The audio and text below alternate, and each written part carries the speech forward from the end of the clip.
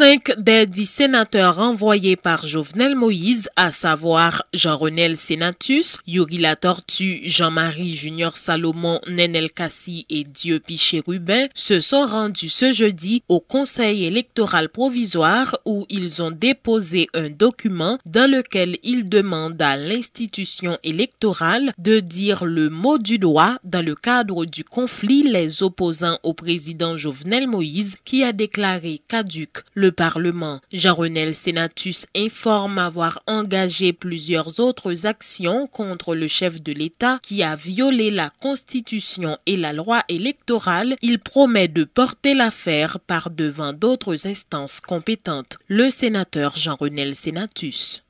Non, CEPA, ou après, c'est pas une lettre que nous baillons, c'est un acte de saisine qui en contestation qui est lié à l'application et à la violation de la loi électorale. Et qui attend? Attente nous, c'est voir le CEP prendre siège le plus rapidement possible. C'est pour la première fois dans l'histoire CEP non que ça arrive. Mais il va devoir prendre siège rapidement pour le trancher, pour le dire le mot du doigt. Il y a plus que 6 sénateurs qui là. Mais c'est nos 6 là qui ont déposé en plainte au niveau du Conseil électoral provisoire. Sous base de sa constitution, nous l'y prévoit. Article 94.2 Constitution dit élection qui doit organiser pour sénateurs, il doit organiser par le Conseil électoral permanent, dont rôle Conseil électoral provisoire là, la joué là. Il dit c'est le Conseil électoral provisoire là qui doit faire loi électorale là ou décret électoral là. Ça qui fait. Dans l'article 197 Constitution, il dit le Conseil électoral permanent ou provisoire est le contentieux de toutes les contestations soulevées, virgule, soit à l'occasion des élections, soit à l'occasion de l'application ou de la violation de la loi électorale. Partant de cet article, nous voyons dans toute la rue, dans tout réseau, il y a des gens qui ont interprété la loi électorale. Il y a des gens qui sont les premiers citoyens pays qui relèvent Jovenel Moïse. Ils essayent d'interpréter la Constitution et la loi électorale à travers un tweet. Un tweet champouel, un tweet non nuit. Côté il dit, il constate la caducité du Parlement avec le départ de 2/3 du Sénat. Ça qui n'est pas vrai, ça qui c'est mensonge. Nous-mêmes comme sénateurs de la République, nous connaissons ces velléités tout dictateur, ces velléités tout le monde qui veut violer la loi pour essayer d'éliminer le Parlement. Nous-mêmes qui là, après figure nous, c'est des sénateurs qui sont toujours là dans le travail. C'est des sénateurs qui veulent que le pays avance. Sauf nous avons une institution, côté c'est la majorité qui est posée loi. Mais nous-mêmes, nous combattons pour le respect de l'institution et la démocratie. Puisque le président Jovenel lui fait une erreur grave parce qu'il viole la Constitution, il viole la loi électorale en tant que président de la République, nous engageons déjà plusieurs actions. Par exemple, nous relèvons le correctionnel pour nous, le tribunal correctionnel, condamner à la réclusion pour abus de fonction et abus d'autorité contre la chose publique. Nous relèvons devant CEPA là, parce que la Constitution permet ça, pour CEPA dit, il a erré de commettre erreur en voulant interpréter, appliquer et violer la loi. Nous faisons action déjà devant des groupes parlementaires dans le monde, des parlements à travers le monde. Nous faisons action au niveau de la Cour supérieure des comptes et du contentieux administratif. Pour une seule raison, nous avons posé un principe pour nous tout respecter dans un état de droit et dans une démocratie. Pas en question de mandat, c'est en question de respect de la démocratie, respect des principes, respect des normes. Et s'il faut que nous arrivions tout côté, nous devons arriver avec le président Jovenel pour acte de violateur que le posé de la Constitution et de la loi électorale, n'a fait. Ces parlementaires étaient accompagnés de leur collègue Patrice Dumont, dont le mandat devrait prendre fin en 2023. Ce dernier était venu leur témoigner son soutien. L'élu de l'Ouest dit par ailleurs ne pas reconnaître le bureau restreint mis en place mardi au Grand Corps. Le sénateur Patrice Dumont. Bon monde qui relève Jovenel Moïse qui président pays. il y a 500 000 personnes qui ont voté. Nous reconnaissons que le conseil électoral a bail résultat, le président. Président, à partir de l'article 133 de la Constitution, il a toute attribution. Il n'a pas dit président, c'est conseil électoral. Il n'a pas dit président, c'est conseil constitutionnel. Il n'a pas dit président, c'est sénateur qui valide pouvoir sénateur qui a venu. Président gagné pour lui nommer directeur, pour le nommer juge que le Sénat soumette à lui-même, pour le nommer premier ministre, etc. Jodi à la, ça qui est passé en 1957 dans le pays, il n'y a pas qu'à passer jodi à la. Ça qui est passé tout devant la police, les ont tiré volel avec la constitution, il n'est pas passé en 2020 là. C'est ça, Jovenel Moïse t'a espéré lorsque dans séance, première séance qui était gagner, que sénateur, tout 19 sénateurs, t'as participé là-dedans. Et puis, l'immense ministre de la Justice liant fait que la police campait en Brésil. Et puis, si nous sommes venus et puis nous voulons forcer pour nous capables de faire le travail. C'est ce qui va le passer. Vous avez tout tout? Non. Nous pas dans ça. Trop de monde mourit déjà, nous pas faire l'autre monde mourir. Et puis, nous pas faire bac sous régime politique qui a dirigé le pays. Régime politique là, que l'État gagne 3 pouvoirs. Pouvoir exécutif là, c'est Jovenel Moïse qui chef lui. Lui c'est chef de l'État tout. Pouvoir législatif là, c'est 19 sénateurs gagnés actuellement en attendant que l'élection faite pour nous venir 30. Et ensuite c'est pouvoir judiciaire là. Tous 3 ça c'est 3 roches du feu pour faire politique organisée pays. Ah ouais. Moi c'est un haïtien, moi considéré pas gagner rien politiquement qui moins important à considérer dans le pays que gravité Jovenel Moïse a fait là. Pas rien qui est moins important. C'est ça qui est plus important. Donc ça qui est plus important, c'est pour nous défendre la cause démocratie. Le comédien Jean-Franz Toussaint, alias Mathias Dandor, n'a pas été entendu ce jeudi par le commissaire du gouvernement de la Croix-des-Bouquets, maître Maxime Augustin, qui a émis un mandat d'amener contre lui. Les défenseurs de l'artiste, maître Palvin Fizema et Michel André, accusent le chef du parquet d'avoir refusé de les recevoir. Ils annoncent qu'ils vont attaquer le mandat par devant l'autorité compétente. De son côté, le chef du parquet de la Croix-des-Bouquets dit n'avoir vu ni Mathias ni ses avocats, affirmant qu'il n'aurait aucun problème à auditionner le comédien s'il s'était effectivement présenté au parquet. Maître Augustin rappelle toutefois qu'il avait émis un mandat d'amener contre ce dernier et dit s'attendre qu'il soit exécuté par la police. L'unité de lutte contre la corruption a organisé ce jeudi une journée porte ouverte dans les locaux de l'institution et ce de concert avec l'Office de la protection du citoyen et la Fondation J'éclairé, une initiative qui visait à sensibiliser la population sur le fonctionnement de l'ULCC et l'importance de la déclaration du patrimoine. Elle se justifie par le fait que les récentes décisions et déclarations du directeur général de l'ULCC ont suscité pas mal de controverses au niveau de la société, ce qui témoigne d'un manque d'informations concernant le fonctionnement de l'institution, notamment son champ de compétences. Franz Exantus est le porte-parole de l'ULCC. L'autre fois, dans l'idée pour essayer de partager l'information avec le grand public là, sous mission institution ça. Un aspect qui est important pour l'ULCC dans l'occasion de n'importe l'ouvrir ça, c'est partager avec le public là, base légale, l'ULCC chita sous yo pour fonctionner.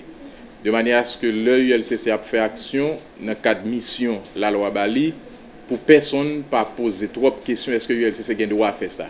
Donc dans ce sens ça, l'équipe ULCC a distribué la loi qui créait ULCCA, 8 septembre 2004, nous distribuons la Convention interaméricaine contre la corruption, nous distribuons la Convention des Nations Unies contre la corruption, nous baillons public là tout, loi 12 février 2008 qui traitait de questions de déclaration de patrimoine, qui est fondamentale pour batailler contre la corruption, Parce que texte ça, l'on appliqué, la permettre au gouvernement contre question blanchiment de capitaux, la permettre au gouvernement contre enrichissement illicite.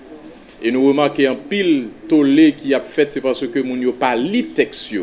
Mais si vous lisez texte, surtout article 11, article 12, article 2 décret qui crée ULCCA, il y a pour mission, il y a pour mandat, il y a pour que ULCC carré quel que soit fonctionnaire l'État. Et convention yo ak loi, li pas fait différence sous titre, rang, grade, qualité. Dès pour gérer bien l'État, l'argent l'État, matériel l'État, ou bien non poste électif, ou bien non poste nominatif, quel que soit engagement gain dans l'État, depuis qu'il y a soupçon de corruption, ou bien un scandale de corruption, ULCC carré l'eau à tout moment. Loi pas dit sous ministre, sous directeur général ou pas là-dedans. Depuis au service l'État, au fonctionnaire l'État, depuis qu'il y a soupçon de corruption, ULCC carré l'eau pour le garder.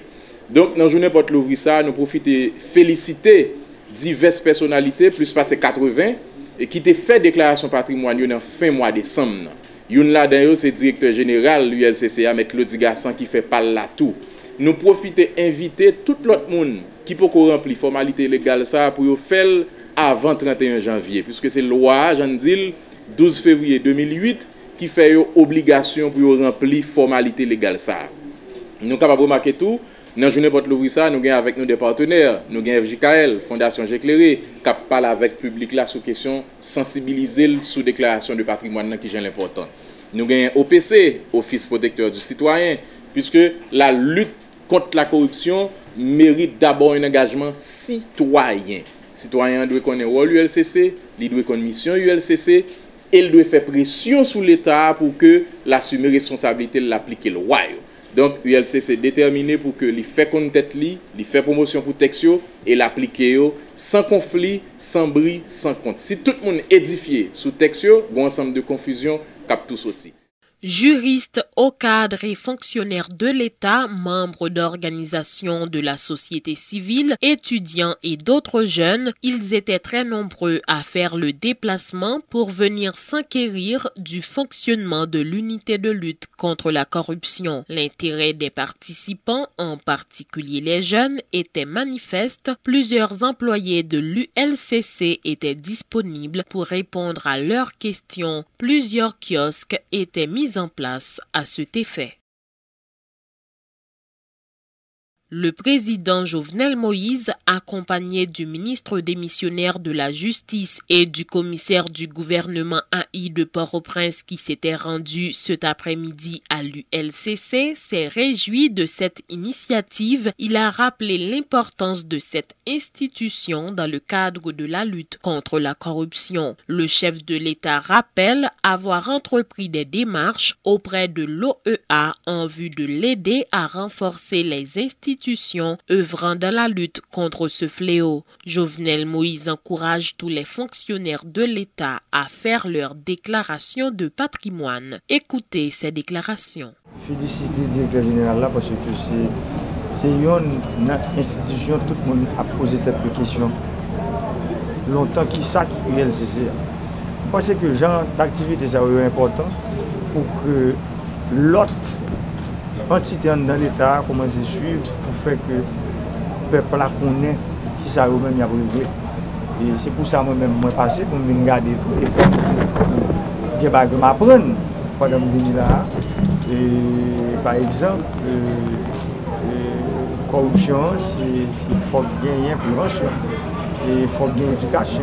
Ce n'est pas seulement c'est répression. Ce n'est pas ça seulement. Et maintenant, ça est important pour que tout le monde qui a regardé, qui a entendu là, comprenne et connaît tout ça. Mais ce qui est bien important, c'est que dans l'année 2019, là, moi j'ai fait appel à l'organisation OEA pour venir en aide à toute institution qui a lutté contre la corruption dans le pays. Je me parler de aide, j'avais dit pour renforcement, et c'est pour ça que je suis arrivé accepté pour mettre 18 millions de dollars sur 4 ans qui venir sur un accompagnement pour renforcer toute institution qui a bataille contre la corruption dans le pays. Et encore, si nous songeons, l'homme a été monté, de fait monté président en février 2017. Le premier gros discours que j'ai fait 4 septembre 2017 dans le lycée Pétion. J'étais clair de parler de 5 problèmes que le pays a rien. Et je suis capable de dire, après 3 ans, je me rends compte que c'est un véritable problème de corruption dans le pays. Ce n'est pas seulement dans l'État, parce que nous disons, et nous connaissons la loi sur la corruption qui ça le dit. C'est important pour tout le monde comprendre, par exemple, l'homme décidé pour faire fraude avec évasion fiscale, l'homme décidé pour faire contrebande, ça, nous ne sommes pas capables de regarder. Ça veut dire que ce n'est pas l'État seulement. Ce qui est important, c'est nous tous qui pouvons collaborer, pour nous protéger, qui nous permettre que, aujourd'hui, nous avons un pays, côté comme l'État a rentré. Ça, c'est recette. Non seulement il y a un bon contrôle sur eux, et il faut qu'il y ait un contrôle sur les dépenses. C'est pour ça qu'il est important pour les fonctionnaires publics surtout qu'à faire déclaration de patrimoine. Parce que pour l'État parler de contrôle sur les dépenses, il est important pour nous comprendre pas ça parce que en fait, l'homme pour un job l'État pour venir pour servir, ça veut dire pour servir pour venir pour servir le peuple. Ça veut dire faut sous son serviteur, pour pas venir pour venir enrichir, pour venir servir. Et c'est pour ça qu'il est important. Le directeur général me connaît que le commencer à travailler sur ça. On était un délai, on commence à aller avec fonction fonctionnaire. 31 janvier. C'est 31 janvier pour tout fonctionnaire. Le directeur général de l'ULCC, Claudie Gassan, qualifie de faux document la correspondance du parquet au ministère de la Justice contestant la décision du juge d'instruction Merlin Bélabre d'accorder commission rogatoire à l'unité de lutte contre la corruption pour enquêter sur des cas de corruption présumés dans le cadre du contrat qui liait l'État à la Sogénère. Maître Gassan, qui minimise donc cette démarche, affirme que l'ULCC a déjà commencé à travailler sur ce dossier, assurant que l'institution a les compétences et l'expertise nécessaires pour réaliser ce travail. Maître Claudie Gassan a tenu à souligner que l'unité de lutte contre la corruption pouvait diligenter lui-même une enquête sur cette affaire sans la commission rogatoire du juge d'instruction. Écoutez à ce sujet certaines précisions du porte-parole de l'ULCC, Franz Exantus. La loi permet au juge de faire ça, s'il a besoin de technicité ou expertise, il confie ça à une institution, et c'est exactement ça le fait, il rend une ordonnance quand il vend l'ULCC par une commission rogatoire pour enquêter sous le dossier ça, pour le ça concerne corruption. Et l'ULCC déjà commencé à faire travailler ça. L'heure fini, la prendre une recommandation le juge là pour suivre le dossier. Ordonnance là sont décision de justice. ULCC tenu avec elle. Toute l'autre sortant de cas n'importe qui ça. Tant que pas l'autre ordonnance qui donc l'autre décision de justice, ULCC a prêté dans le cadre de la loi. La fait travailler, la juge là et résultat travail il demandé le faire. Mais donc on a si gen moun qui pas gain intérêt que ULCC avance ou bien KPC fait blocage, KPC fait tractation, ULCC pas entrer dans ça. ULCC a fait exactement ça la loi mandé pour le faire. Les avocats membres du barreau de Port-au-Prince sont convoqués en assemblée générale ce vendredi à la Cour de cassation en vue d'élire un nouveau conseil de l'ordre à la tête du barreau de la capitale. L'annonce a été faite ce jeudi par le bâtonnier sortant, Maître Stanley Gaston, qui prévoit de convoquer à nouveau les hommes de la Bazoche le 24 janvier prochain, au cas il n'y aurait pas de quorum demain. Les précisions de Maître Stanley Gaston. Jean que nous avons sur l'actualité, les élections étaient convoquées au barreau le 20 septembre, pas de bien quorum, et nous étions supposés faire élection le 27 septembre. Mais nous étions venus dans une période de turbulence politique, c'est une question pays loc, c'est une question d'insécurité, personne n'a pas de circuler, nous pas de faire élection. Il y a plusieurs tentatives pour que nous organisions l'élection, mais tu as toujours gagné même cause qui prévalu.